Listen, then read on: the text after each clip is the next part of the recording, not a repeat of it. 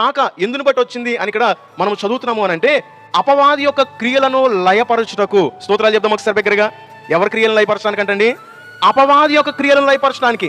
ఈ అపవాది యొక్క క్రియలు ఏంటి అనేది మనం మొట్టమొదటిగా గమనించే మార్గం ఉండాలి.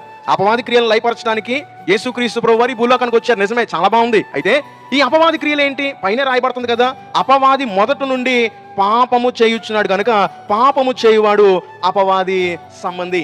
ఈ అపవాది చేసే పని ఏంటి అంటే, పాపము చేసేవాడుగా ఉంటాడంట, దోషత్వాన్ని చేసేవాడుగా ఉంటాడంట, జనులను దుర్నీతి వైపు నడిపించేవాడుగా ఉంటాడంట. ఈ రాత్రికాల సమయంలో ఈ మాట వింటున్న మనందరం ఒక విషయాన్ని చాలా స్పష్టంగా గమనించే వారంగా ఉండాలి.